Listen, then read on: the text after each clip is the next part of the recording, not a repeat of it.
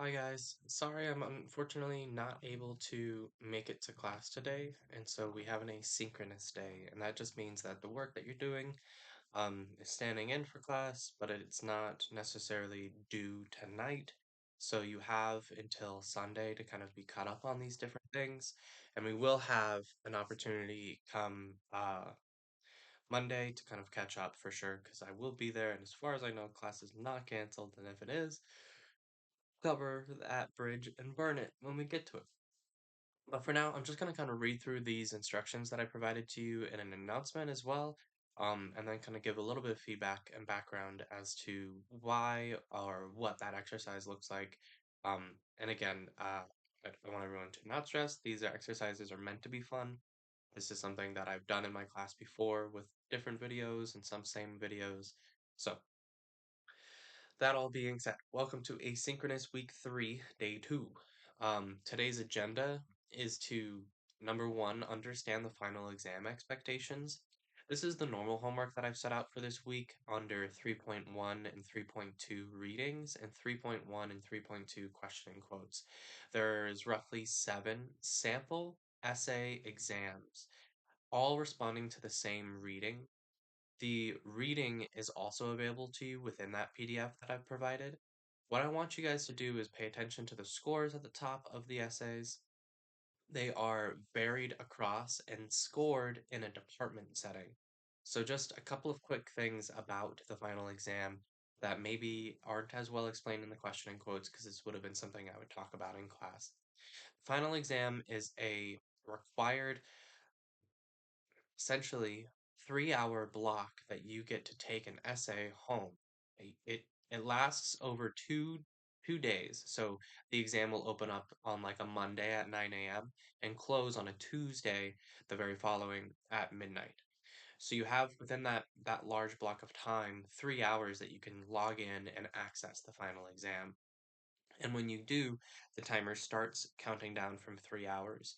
You do get the reading for the exam and week before, so you would get it on Monday of week 10.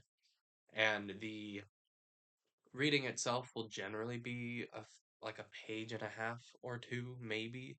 It's generally straightforward reading, primarily because the final exam is not actually interested in how you feel about friendship or self care boundaries or any of these things that the topic may be on the reading. But what they do care about is that you're able to analyze a text, take the information from that text, summarize the text, and respond to any of these guiding questions from the text, which is very similar in a way how my questions and quotes function as homework, which is why I use them that way. So the final exam asks you to write 500 to 750 words, and that's it, which is crazy because in the long scheme of things, you're going to be writing 5 times as much at the very least, in this class, but in multiple different iterations. So that is the final exam in a nutshell. What I want you guys to pay attention to is that the essays aren't, you know, perfect or wonderful, but every single one of them is passing, right? So we score on a 6 point scale. A 6 is a perfect score. A 5 is an excellent score. 4 is a good score. A 3 is an insufficient score. So anything that you may have seen, and I don't believe that there is anything scored as a 3. I want to say that there might be a line in the instructions that say that this one has qualities of a 3, 4.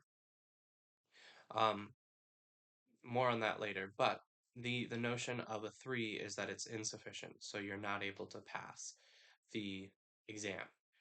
Now, I did find out, because again, I'm new to LBCC, but the LBCC 121 exam is 30% of your grade, so I knew that. But for the longest time, I thought you had to pass the exam and my class. That's not necessarily the case.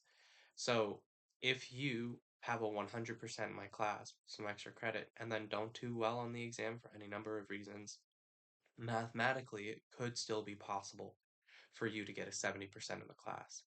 Although that being said, not ideal. Again, because I try to make my class pretty straightforward and exploratory. So, outside of that whole kind of negotiation about the final exam, There's many more conversations we're going to have about it. I like to introduce it at week 3 because I want you to see that the goalpost that has been set for you in terms of like being able to write to this caliber, which isn't, you know, a very high caliber to write in, should give you some grace in terms of what we're looking for in this class, but also give you some room to explore and wiggle and do more creative, more exploratory, and more interesting forms of writing this term. So the final exam being introduced in week 3 is just to say, hey, this is what we're shooting for, slash like running straight through, right? Because I want to do more cool things with you than talk about self-care or I don't know, friendship. More on that as we go. Again, I'm just looking for kind of like ideas and references to the quotes for questions and quotes. Sorry. That is you just kind of responding to the essays and getting a vibe check. Okay. The next big thing, which is what we would have done in class, right? We would have had a conversation about 30 minutes or so on the final exam, but moving right along because this is not going to be a 30-minute video. The next thing is the explore genre versus genre. So we talked about this briefly. I gave you my very fun music exercise, which I'm sure you loved. There's a reading that goes along with this. It's 15 pages, but it's straightforward. It shouldn't be very complicated, and it explains the differences between that genre and genre. Now, Dirk might uh, categorize little g genre and big G genre without saying little g genre. Little g genre is something I've picked up somewhere in my education. It's not the formal term. But again, there's that thematic genres like horror, sci-fi, fantasy, romance. And then there is the big G genre, which is that rhetorical form or mode, right? So what we're going to do today for class is look at a couple of different big G genres that are under little g genres and talk about the ways that those interact with each other between big G and little g. So what I've set up for you guys is a reading, Navigating Genres by Carrie Dirk. It's a pretty foundational reading. It's popular amongst writing 121 classes, like in general, what stands in for them. Number 2, we're going to have a 3.3, which is like the bonus asynchronous, which we would have had as a discussion in class, questions and quotes. So I'm going to post that on Canvas if it's not already posted by the time the video's up.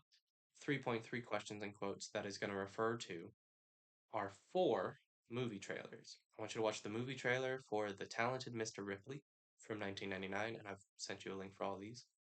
The movie trailer for the 2006 film Step Up, the movie trailer for the 2015 film The Witch, and the movie trailer for the 2023 film John Wick Chapter 4. Now, I've selected these years arbitrarily, and I've selected these movies arbitrarily. Have I seen all of them? Yeah, of course. And yeah, they're pretty good. The other thing outside of movie trailers is I'm going to ask you to watch 4 music videos. I want you to watch Nobody by Mitski, Stressed Out by 21 Pilots, Les Démons de Minuit by Julien Doré, and Papa Ute by Stromae. I've given you a couple of things that are straightforward. What I will say is that I want you to pay attention to the genre that these movie trailers, big G genre, and little g genre, the drama, the thriller, the action movie, the dance movie, which is like its own genre, right? Little g. And then for the music videos, the same thing. This is a music video, but that's a big G genre because that's that form or modality, right? Little g genre is the music, but there might also be aspect of blending those two together where you see that maybe it's a music video where there's a lot of dancing, or there's a music video where it's a lot of storytelling. And what difference does that make? And is there a combination? Okay, now again, these are silly exercises that are meant to be fun. Um, what you'll do is respond to the guiding question on 3.3 question in quotes, which will be under week 3 in the module. And I want you to reply by Friday evening as you normally would. Now, generally speaking, I'm not looking for you guys to do this today. Asynchronous does not mean that it's all due tonight at the same time, right? So you have the week to kind of get through these items. And from here on, we're going to talk about more fun stuff, I think. So looking ahead at week 4, I wanted to make a note, as I have in the instructions, that the draft for something that's due Sunday is us getting ready for a long-term project that's going to take about 3 to 4 weeks. That 3 to 4 week project is going to start officially on Monday. And what I want you to do is not treat that deadline for Sunday as for Sunday. I'm going to change it hopefully to Wednesday of week 4. So you'll have that extension. But it's you essentially writing a proposal, looking at a big G genre within a little G genre to do some rhetorical thinking on it. Otherwise, altogether, catch up on some missing assignments. I have a couple of people with too many zeros already. So if you didn't do 2.1 or 2.2 or 1.1 or 1.2 or the process essay or the rhetorical concepts essay, get those in. Don't wait on it. Those are pretty foundational, and I accept that late work, but the longer that it goes by, the worse it's going to be. I was always told growing up that it's easier to keep up than it is to catch up. And for everyone else who's procrastinated, and from my story, you should know that that is absolutely really true.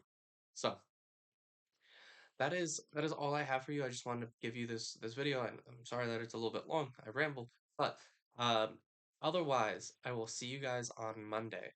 So as a repeat, final exam, get a vibe check. Number 2, explore genre casually, and then put some thoughts down for 3.3 question in quotes.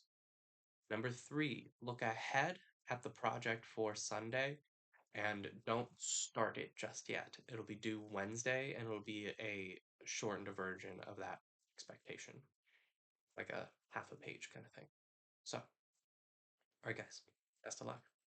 See you Monday.